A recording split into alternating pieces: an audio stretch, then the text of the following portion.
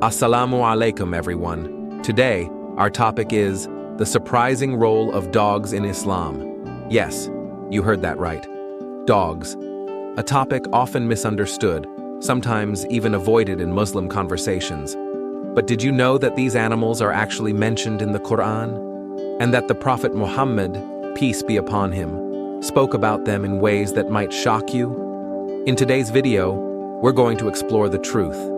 We'll dive into what the Qur'an and Hadith really say, what scholars have debated over the centuries, and how kindness to animals, yes, even dogs, is deeply rooted in Islamic values. So grab a seat, open your heart, and let's uncover a side of Islam you may have never heard before. Let's begin. Dogs in Islam, misunderstood, debated, and often caught in cultural crossfire. But what if everything you thought you knew was only part of the truth? Today, we're diving deep into one of the most fascinating and lesser-known topics in Islamic tradition, the role of dogs. Through stories from the Qur'an, profound hadiths, and real-world examples, we'll uncover the beauty, wisdom, and balance in how Islam truly views these loyal companions. By the end of this video, you'll walk away with a perspective that not only informs your faith, but may also warm your heart. Let's start from the source. Quranic story, the people of the cave. The Holy Qur'an doesn't frequently mention dogs, but when it does, it's meaningful. In Surah Al-Kahf, verses 18 to 26, Allah tells the story of the people of the cave, a group of young believers who sought refuge from persecution. Alongside them was a dog, loyally guarding the cave as they slept for centuries. The verse paints a vivid image. While their dog stretched its forelegs at the entrance. Quran 18:18. This moment isn't trivial. Allah included the dog as part of a blessed group, highlighting its value and role in this powerful narrative. Hunting and guarding.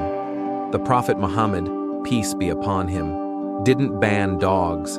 In fact, he acknowledged their utility.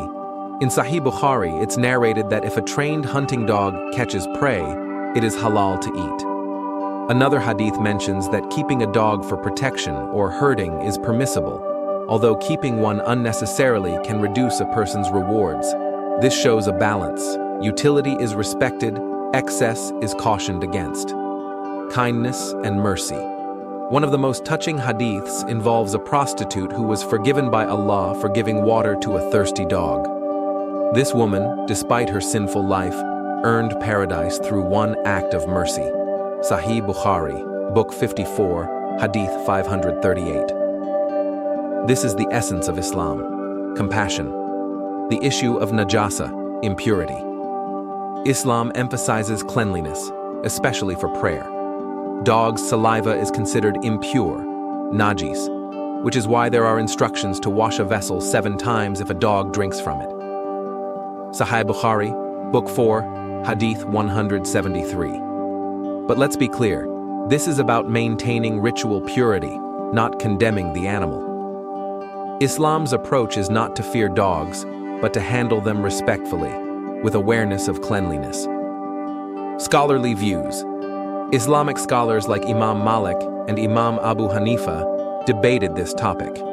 Their opinions show that the concern is with saliva, not the dog as a creature. The diversity of scholarly thought is proof that Islam promotes depth over dogma. Compassion reflects faith. Kindness to animals is deeply rooted in Islamic ethics. The Prophet Muhammad, peace be upon him, said, "Whoever is kind to the creatures of God is kind to himself." Whether it's a dog or a cat, care is a reflection of character.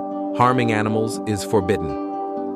Another hadith warns of a woman punished in hell for starving a cat. Islam is clear.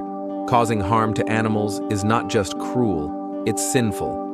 Sahih Bukhari, Book 54, Hadith 535. Working dogs in society. In many Muslim-majority nations, dogs serve in security, herding, and rescue missions. From police canines to farm dogs, their service is valued, and rightfully so. Companionship and balance. More Muslims today keep dogs as pets while observing Islamic guidelines. As long as hygiene is maintained and they don't interfere with prayer or worship, Islam does not prohibit their companionship. Not haram, but regulated. It's a myth that Islam hates dogs. The rules are not about hate. They're about hygiene and balance. By understanding context, we replace fear with wisdom. Practical advice. Muslims who wish to keep dogs are encouraged to follow cleanliness rules and ensure their home remains suitable for prayer. With care and respect, it's possible to have both faith and furry friendship.